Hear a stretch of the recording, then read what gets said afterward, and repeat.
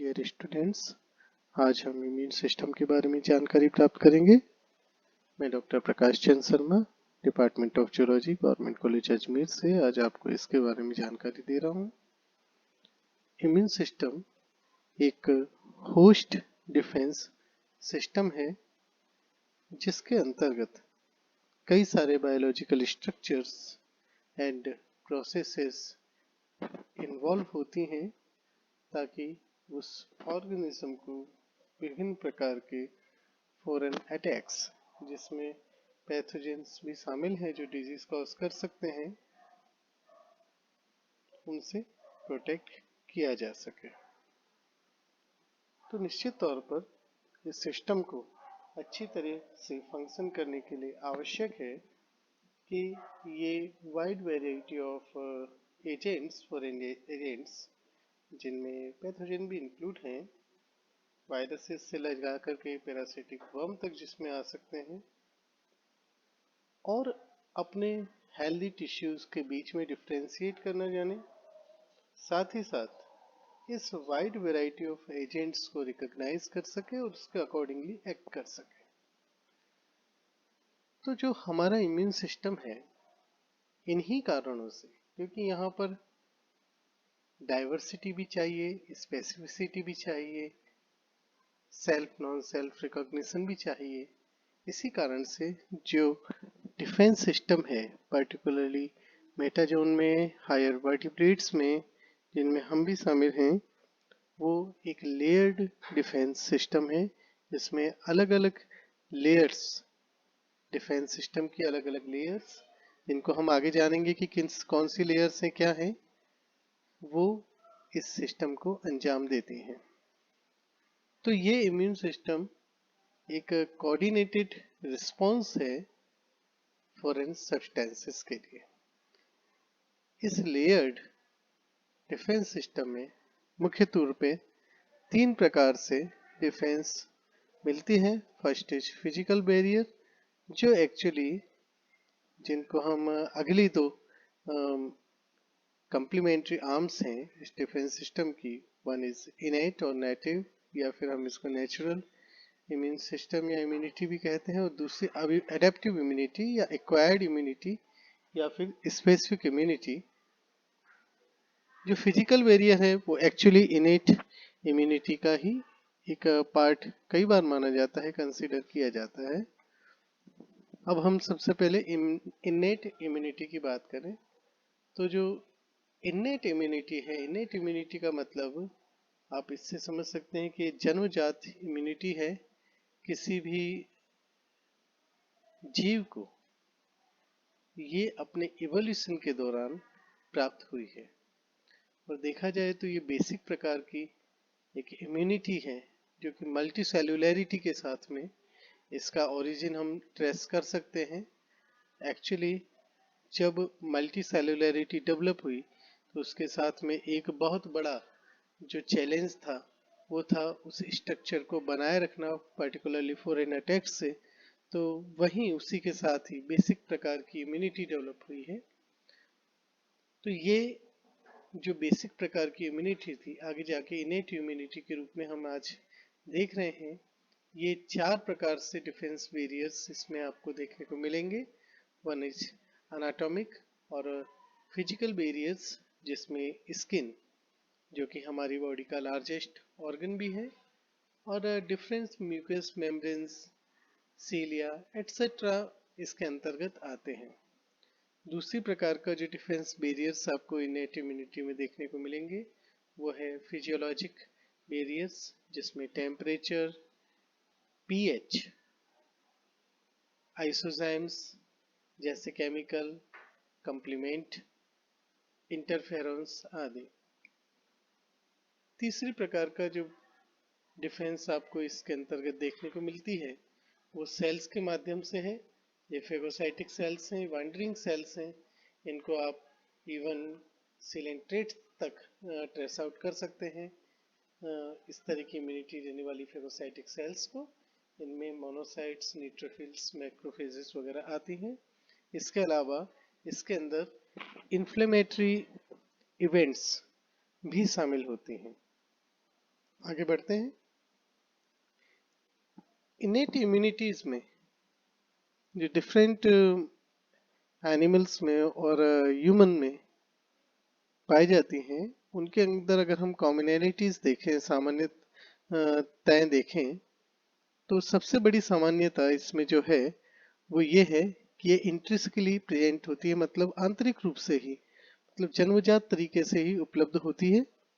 इसकी जो विशिष्टता है, स्पेसिफिसिटी है, बहुत लिमिटेड होती है, या हम ये कह सकते हैं कि नॉन स्पेसिफिक इम्यूनिटी होती है। साथ ही साथ ये एक तरीके से स्टैटिक है, इसमें किसी भी प्रकार का रिपीटेड एक्सपोजर पे कोई बदलाव नहीं आना, किसी तरह से इसमें इन्हांसमेंट देखने को नहीं मिलता, क्योंकि इसमें किसी भी प्रकार की कोई मेमोरी डेवलप नहीं होती। तो ये इम्यूनोलॉजिक जो मेमोरी है वो इनेट इम्यूनिटी में डेवलप नहीं होती है। इनेट इम्यूनिटी में जो डाइवर्सिटी है, डाइवर्सिटी ऑफ एक्सप्रेशन, वो काफी लिमिटेड होती है। तो ये बेसिक प्रकार की इम्यूनिटी है जिसे हम इनेट इम्यूनिटी कहते हैं। आगे हम बढ़ते हैं। दूसरी प्रकार की जो हम हायर ऑर्डर की एक इम्यूनिटी देखते हैं, that is called adaptive immunity. हमने इसको हायर ऑर्डर की क्यों कहा, आप इसको आगे समझेंगे। इस इम्यूनिटी में जो डिफरेंट कंपोनेंट्स हैं वो हैं लिम्फोसाइट्स, एंटीजन प्रेजेंटिंग सेल्स, और इनसे associated tissues like lymph node, spleen, mucosal associated lymphoid tissue. तो जो लिम्फोसाइट्स हैं उसमें मेनली आप T cell, B cell, plasma cells, memory cells, जो कि actually high end differentiated T cell and B cell ही होती हैं, और एपीसीज, एंटीजन प्रेजेंटिंग सेल्स, जिसमें मैक्रोफेजेस, बी सेल भी एंटीजन को प्रेजेंट करती हैं। इसके अलावा डेंड्राइटिक सेल्स, ये इसके सेलुलर कंपोनेंट होते हैं। अगर हम सामान्यताओं की बात करें तो अडेप्टिव इम्यूनिटी बेहद स्पेसिफिक होती है, साथ ही साथ इसमें डाइवर्सिटी भी बहुत ज़्यादा होती है, और सबसे इम्पॉर्टेंट जो कि इस इम्यूनिटी को डायनेमिक बनाती है, that is expression of immunological memory. यहाँ पर आप देखेंगे कि जो इम्यूनिटी है वो रिपीटेड एक्सपोजर के साथ इन्हांस होती है। इस इन्हांसमेंट को ही हम इम्यूनोलॉजिकल मेमोरी कहते हैं।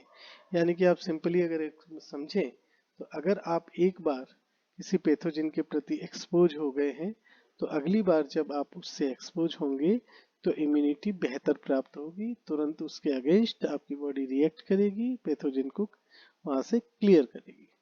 साथ ही साथ एक बहुत इम्पॉर्टेंट जो एडेप्टिव इम्यूनिटी में हम सामान्यता देखते हैं वो ये है कि ये सेल्फ और नॉन सेल्फ में बहुत बेहतर तरीके से रिकॉग्निशन कर सकती है। अब ये सेल्फ और नॉन सेल्फ में जो रिकॉग्निशन है, इसकी आवश्यकता कहाँ है? सेल्फ और नॉन सेल्फ का अगर रिकॉग्निशन हमारे इम्यून सिस्टम प्रॉपरली नहीं कर पाएगा, तो ऐसी स्थिति में ऑटो इम्यूनिटी डेवलप हो सकती है। हमारी खुद की सेल्स के प्रति इम्यूनिटी डिफेंस, हम अपनी सेल्स को ही किल करना शुरू कर सकते हैं, उनके अगेंस्ट रिस्पॉन्स दे सकते हैं। ऐसी स्थिति में हमारा खुद का जो टिश्यूज है डैमेज हो सकते हैं। ऑटो इम्यूनिटी में ऐसा ही होता है। इसलिए इम्यून सिस्टम में बहुत ज़रूरी है कि यह पता लगाया जाए कि कौन सेल्फ है और कौन नॉन सेल्फ है। साथ ही साथ ये सेल्फ लिमिटिंग इम्यूनिटी होती है, मीन्स कि एक बार इम्यून रिस्पॉन्स इलिशिट होने पर जब पैथोजन क्लियर होता है, हो जाता है, तो ये एक बेसल रेस्टिंग स्टेट के अंदर वापस से आ जाती है। ऐसा होना ज़रूरी है। अगर ऐसा नहीं होगा, ऑलवेज वो एंटीबॉडीज या दूसरी चीज़ें इम्यून सिस्टम से रिलेटेड वो अगर प्रेजेंट रहेंगी, तो वो अनवांटेड एक्ट भी कर सकती हैं। तो जैसे ही वो पर्टिकुलर पैथोजन क्लियर हो जाए, इम्यूनिटी को अपने बेसल रेस्टिंग स्टेट में आ जाना चाहिए। This is called self limiting, और ये एडवांटेज आपको एडेप्टिव इम्यूनिटी में देखने को मिलता है। लेकिन यहाँ जब हम इनेट इम्यूनिटी और एडेप्टिव इम्यूनिटी की बात करते हैं, तो यहाँ बहुत क्लियर रखिएगा कि दोनों ये आर्म्स एक दूसरे से इंडिपेंडेंट नहीं है। ये दोनों इंडिपेंडेंटली ऑपरेट नहीं करती, ये एक दूसरे के साथ में काफी हद तक एक दूसरे से जुड़ी हुई हैं साथ साथ, इसीलिए हमने इसको पूरक कहा। तो जैसे हम फॉर एग्जांपल जो फेगोसाइटिक सेल्स होती हैं, जो कि जैसा कि आपको ध्यान है इनेट इम्यूनिटी में हमने उनको पार्ट किया था, ये प्रोसेस करती हैं और डिस्प्ले करती हैं एंटीजेंस को, जो लिम्फोसाइट्स को antibodies, B particularly B lymphocyte को एंटीबॉडीज बनाने के लिए प्रेरित करती है। इस प्रकार ये एडेप्टिव इम्यूनिटी में भी अपना रोल प्ले कर रही है। सिमिलरली साइटोकाइंस, जो कि इम्यूनो रेगुलेटरी मॉलिक्यूल्स होते हैं, जो कि मैक्रोफेजेस के जरिए सिक्रेट होते हैं, वो स्पेसिफिक इम्यून रिस्पॉन्सेस को ट्रिगर कर सकते हैं अगेन एडेप्टिव इम्यूनिटी में। साथ ही साथ साइटोकाइंस जो टी सेल्स के माध्यम से सिक्रीट हो रहे हैं, वो माइक्रोबिसाइडल एक्टिविटीज जो कि फेगोसाइट्स की हैं उनको काफी इनहांस कर देते हैं।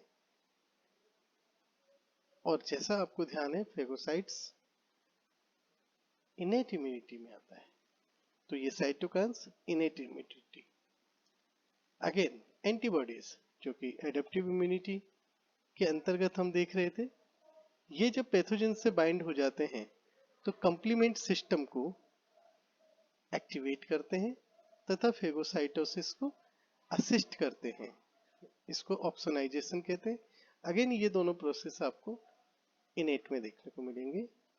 तो इसका मतलब ये हुआ कि ऐसा नहीं है कि दोनों अलग अलग हैं, ये दोनों इम्यूनिटी की जो हमने आर्म्स देखी ये कंप्लीमेंट है, पूरक है, एक दूसरे के साथ में आपको देखने को मिलेंगे। आप नटशेल में इस चार्ट से इस चीज को समझ सकते हैं। आप देख सकते हैं कि दोनों के बीच में इंटरप्ले है। जो इनेट बैरियर्स हैं जैसे एनाटॉमिक बैरियर जिसमें स्किन, म्यूकोसा, सीलिया एटसेट्रा आते हैं, सेल्यूलर कंपोनेंट्स आप इनेट इम्यूनिटी के देखेंगे जिसमें न्यूट्रोफिल्स, मैक्रोफेजेस आते हैं जो कि साइटोकाइंस को सिक्रीट कर रहे हैं। ये साइटोकाइन एक्टिवेट कर रहे हैं टी लिम्फोसाइट्स को जो कि एक्वायर्ड या एडेप्टिव इम्यूनिटी में आते हैं। अगेन ये साइटोकाइंस जिन्होंने टी लिम्फोसाइट को एक्टिवेट किया है वो T C lymphocyte again cytokines को रिलीज करते हैं जो कि बी लिम्फोसाइट को एक्टिवेट करते हैं, जो कि एंटीबॉडीज का सिक्रीट करती हैं। Antibodies again opsonization that is in the cellular component of innate barrier, antibodies activate करती हैं केमिकल सिक्रीशन को जिसमें लाइसोजाइम, कंप्लीमेंट एसिड्स एटसेट्रा शामिल है। और साथ ही साथ जो टी सेल से साइटोकाइंस रिलीज हुए हैं वो असिस्टेड फेगोसाइटोसिस को भी अंजाम देते हैं जिसमें ऑप्सोनाइजेशन, एनकीमोटैक्सिस वगैरह शामिल है। तो आप देख सकते हैं कि इनेट और एक्वायर्ड इम्यूनिटी या एडेप्टिव इम्यूनिटी दोनों के बीच में एक इंटरप्ले चलता है जिसके कारण से हमें प्रॉपर इम्यून रिस्पांस देखने को मिलता है। और इस प्रॉपर इम्यून रिस्पांस में जो सबसे बड़ी चीज ये है वो ये कि जब भी कोई पैथोजन आता है तो क्विक रेस्पॉन्स मिले, और ये quick response obviously innate immunity प्रदान करेगी। फर्स्ट रिस्पॉन्स वही देगी, लेकिन ये रिस्पॉन्स स्पेसिफिक भी होना चाहिए, और ये स्पेसिफिक जो रिस्पॉन्स है वो हमें एडेप्टिव इम्यूनिटी प्रदान करेगी। फर्स्ट टाइम एक्सपोजर पे ऑब्वियसली जाहिर तौर पर इस स्पेसिफिक रिस्पॉन्स को डेवलप होने में कुछ वक्त लगता है, लेकिन जब रिपीटेड एक्सपोजर होगा तो ड्यू टू इम्यूनोलॉजिकल मेमोरी ये जो स्पेसिफिक रिस्पॉन्स है वो बेहद जल्दी प्राप्त होगा, बहुत जल्दी वो प्राप्त होगा। तो इनेट इम्यूनिटी और एडेप्टिव इम्यूनिटी एक दूसरे के साथ मिलकर के प्रॉपर रिस्पॉन्स देती हैं।